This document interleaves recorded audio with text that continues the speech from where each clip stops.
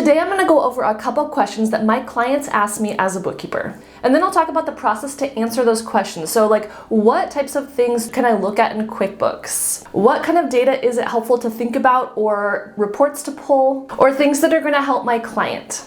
So the two questions are, can they afford to give raises this year to their employees? And also, is it smart to move to a bigger building and expand my business? Like, can I financially afford that? And there are different opinions about how much a bookkeeper can be advising their client. I have another video called Advisory Services as a bookkeeper. You can check that one out after this. But I do personally feel like a lot of the reason that the small business owner hired you as a bookkeeper is to help them have their finances organized so they can make some of these decisions. So as the person that's really close to the books, I feel like I have kind of like a unique perspective. I can see some patterns that maybe my client wouldn't, and I can present the data to them. Even though I'm not making the final decision, I can, help them make an informed decision. And both of these are real questions that I walk through with my clients. So let's take the first one. Should I move into a bigger building? So for this client, I think his lease was expiring in his previous building. It was really run down and they were outgrowing the building. So what could they afford to move into? So the first thing we worked together on was making a really big, extensive list of all the one-time costs associated with moving,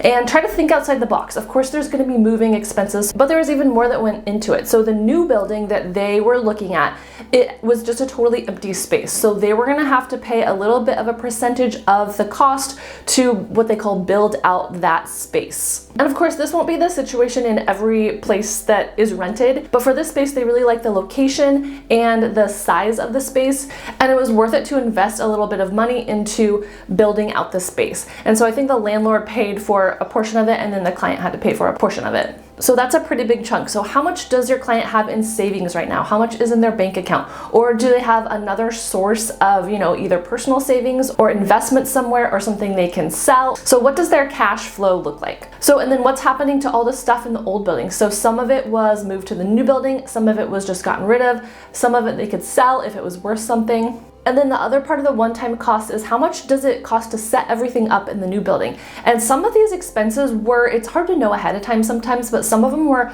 more than expected. So they had to move over their whole computer system. So I think you call it like a network. So a bunch of like a computer room with all their like network of stuff. So that cost a significant chunk of money to make that a nice new setup that was kind of like more updated than their old one. Then think about, are there any penalties for your current lease? In this case, there wasn't.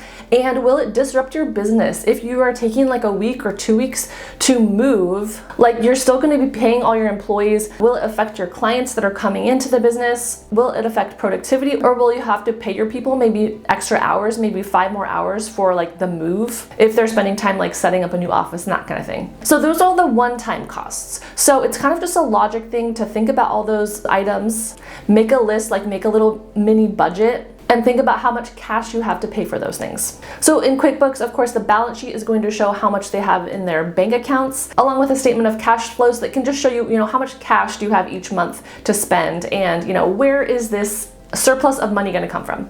And if you don't know me, I'm Morgan. I'm a bookkeeper. Definitely subscribe to this channel if you're interested in more bookkeeper videos. There's also a join button, so click the join button and then you can read. It's like a really small monthly fee and you can read all the perks you get along with joining. It's just that we can connect a little bit more and a little closer, and you get some discounts on some things. I also recently started a TikTok, so here is my TikTok handle if you are over on TikTok, and that's feeling just kind of like a little bit more fun, carefree, casual way to talk about bookkeeping.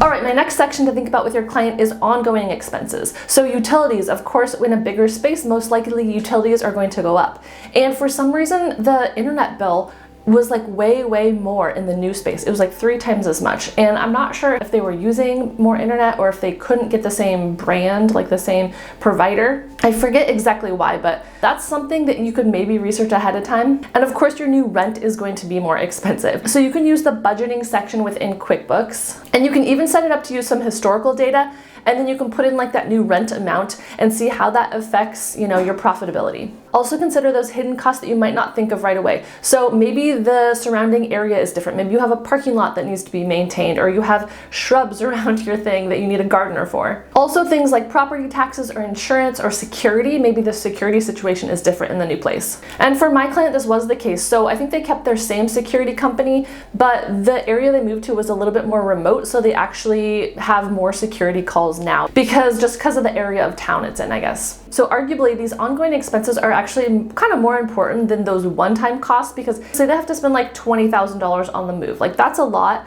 but over time, obviously the ongoing expenses are going to be the biggest drain on the budget. So hopefully your client has already like mathed it out a little bit and thought like, okay, I think I can afford this. I just want to run the numbers a little bit more to check. But that leads me nicely to number 3, which is hopefully this new space is going to make your business more money, right? Like that's the goal. So really think through your client, like why? How is this going to make us more money? Is it going to bring in new clients because they're going to be walking by? Is it going to bring in better clients because we have better like meeting spaces? Can we hire more employees so we have more offices and so therefore our business is more profitable? Likely you can chat with your client about kind of like their long-term goals. Like what do they want for this business? Do they want like, X amount of employees? Do they want to try to get a new kind of client? And make sure this move is going to align with their long-term goals. All right, and how did it go for my personal client? So they did end up moving to a bigger office, and I think overall they are glad they moved, just because their old building was looking very shabby and they were just wanting more space.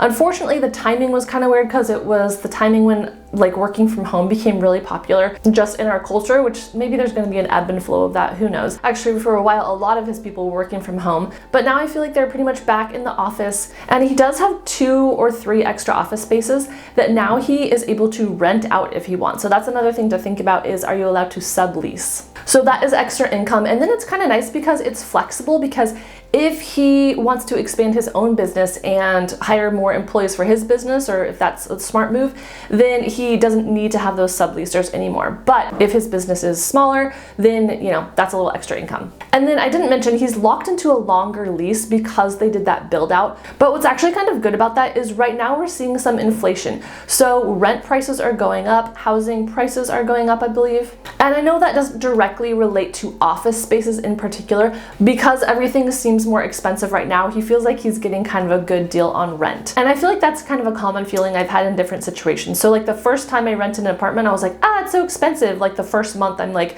this is a really big drain on my budget. And then after you've been there like a year, 2 years, or 3 years, you kind of get used to that expense, or maybe your income goes up. And so it doesn't feel like as much of a stretch as it did at the beginning. All right, so this video is actually a little bit longer than I expected. So I think I'm just going to come out next week with the part 2 of this, which is helping a business owner figure out how much raises to give, how big of raises to give their employees. So if you like this series, let me know in the comments. And some other ideas I had with like questions that my clients have asked me are like asking, should I charge more for my products? Like that's an interesting question to kind of dig into. And then also like what types of clients are most profitable? So what clients should I keep, going after?